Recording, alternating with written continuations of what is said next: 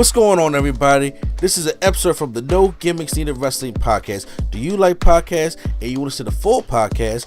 Make sure you check out the No Gimmicks Needed Wrestling podcast on all your podcast platforms, such as Apple Podcasts, Google Podcasts, Stitcher, Spotify, iHeartRadio, among many others. But you're listening to the episode right here on YouTube, so make sure you hit that like button and below, and make sure you hit the subscribe button to NC Studios and NC Level Up for all your gaming needs. This is the Nerd Coalition. Enjoy the show. Before we get out of here, we gotta really talk about this, because it's been a story that's been going around that I wasn't too aware of, and that's in New Japan Pro Wrestling. And we know that Prime is more versed in New Japan Pro Wrestling than I am, but I do like New Japan Pro Wrestling. They got a lot of great things over there. The G1, and of course, and then they got the new Forbidden Door coming up, which already sold out. Mm-hmm. So.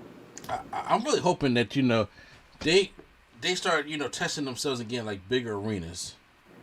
You talking about New Japan? No, I'm talking about AEW. Oh, AEW, yeah. Yeah, I'm like, because, they keep going to that, was it the United Center in Chicago?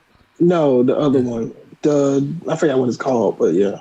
Yeah, I was like, the Wintrust. Yeah, I'm like, but you don't think by now, I understand at the beginning, but you don't think by now they can sell out the United Center? I mean, I think they can, but they probably don't want to do those arena shows every week. They probably just want to keep it to where they can, like. No, I'm talking about pay-per-views. Oh, pay-per-views, yes. I think they were just staying in that one arena because for All Out, because they were just like, they're loyal type shit. I'm like, because Tony Khan did say, I don't know what podcast was on, that he was thinking about doing a show in Toronto. I'm just like, bring it. Why not do a pay-per-view at the Skydome? Because I think AEW, when it comes to their pay-per-view, especially Double or Nothing or All Out, they can sell out. And the Forbidden Door, honestly, if they had did it in like an arena, I'm pretty easily. You saw quick that sold out. That's only about 13,000, 14,000 seats. Mm-hmm. So I'm pretty sure that for the Forbidden Door, you can sell out 20,000 easy. Yeah, I'm sure. I'm sure they're gonna start getting bigger and bigger, but it's just like it's still like they're still like in the weird area of like not doubting themselves, but still like we don't know where to have our pay-per-views at. Because if they always have them in Chicago or Vegas. Yes. And it's like, okay, y'all need to start trying out new avenues. And they haven't really went to the West Coast at all yet. So, they sold out a Forum show we don't even know who's on the card or nothing. They just said we're coming to the Forum, and they sold it out in 5 minutes. Yeah, so. And that's not a pay-per-view or nothing. I didn't even start testing their words a little bit. But I was saying all that because KOTA IBUSHI is the name that came up. And I'm a big fan of KOTA IBUSHI. I was first introduced to KOTA IBUSHI in the CWC. Oh, dang, that's late. Yeah, I know. And the thing is, because like I said, I wasn't really, because I was introduced to Shinsuke Nakamura when you told me about him, about the match. Everybody talked about the match between him and AJ in New Japan. And then it was like, so you didn't see him and, okay, gotcha. All right. Yeah, so when you showed me that, I started checking out Shinsuke Nakamura stuff, and then, because I was like, that's the guy's coming to NXT. So I wanted to update myself. So that's how I know. So I got into KOTA IBUSHI when he got to the CWC, and he was excellent. Mm-hmm. And the match him and Cedric Alexander had, I was like, my God, this is great. Mm-hmm. And I thought he was actually going to win the whole damn thing, but he was supposed to. Huh? He was supposed to. Yeah, but he didn't sign, so. Yeah, you can't win the tournament and win the championship if you're not signed. So. Exactly. So, but he's a great athlete. So, but recently he got injured, or not recently, but he's been injured for 10 months now. Doing a Phoenix Splash and landing kind of awkwardly on his shoulder. He got injured at the Wrestle Kingdom. Yeah, Wrestle Kingdom. And there has been things saying that New Japan was rushing him back from injury, where he didn't need to come back yet, and made the thing worse. So all of a sudden, I'm reading on the internet like, oh, KOTA IBUSHI just went off on New Japan. I was just like, what's been going on? So there's an article here from Inside the Ropes that I'm reading. about Kota Ibushi calls out sexual harassing New Japan Pro Wrestling bosses, believes he will be fired. Like, whether he's trying to get fired or not, I'm not necessarily sure. But the article, reading what I'm getting info from, is saying Kota Ibushi has strongly come out against New Japan Pro Wrestling management, making a series of claims regarding power, harassment, promising to expose the abnormalities. Now, I do know in the Japanese culture, when it comes to infidelity, they take that thing very seriously. Mm-hmm. Like, you can lose your job for cheating on your wife. Yep. So, their culture is that's an absolute no-no. You know what I'm saying? America, it just be like, fuck it, flaunt it. I cheat on 4 or 5 women. You know what I'm saying? It's wrong what I'm saying, but they take that very seriously over there. So people saying like, okay, that happens all the time, but in Japan it's different. So the situation regarding Kota Ibushi's unhappiness with New Japan management continues to intensify and shows no sign of slowing down. On May 10th, the star unleashed a series of messages on social media, including screenshots of conversations between himself, Kachuchi, who was part of the New Japan's talent relations department. I don't know who. I know I'm saying it wrong. It's KIKUCHI. No, he's just a manager guy. So he's just a backstage guy. So.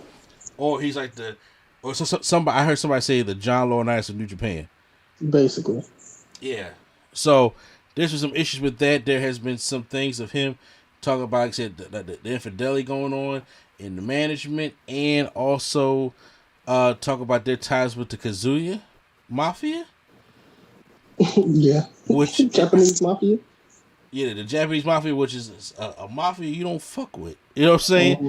At all. And I mean, it wouldn't be probably like the first one that we hear about this kind of stuff, but is it that bad prime time over there with Ibushi and New Japan? And in your personal opinion, since you watch more New Japan than I do, what do you think his future going to be? Well, the whoever the boss is or whatever, he said we're gonna give you to our next pay-per-view, which I don't know when it is. And I forgot, but we're gonna get you to our next pay-per-view to show up and wrestle. If not, you're fired. Like, he's literally like, you either show up to wrestle or you're fired. And it's like, technically, he's not even cleared yet. They want him to be kind of clear quicker than he think he is. And it's like, I don't. He's kind of like, oh, your leg feels all right. He's like, but it don't. And they're like, yes, it does.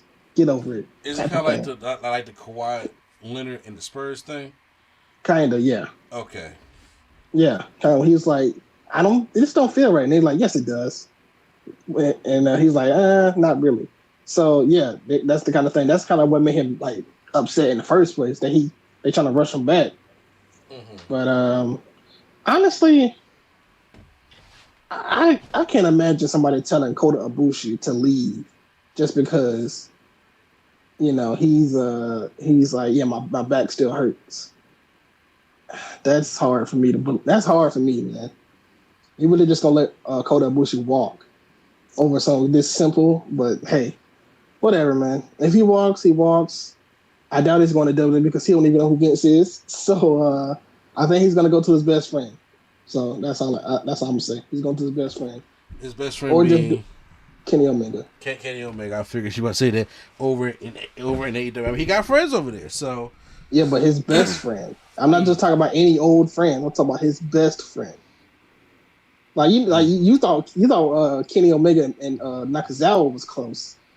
They was only close because Kota Ibushi wasn't there.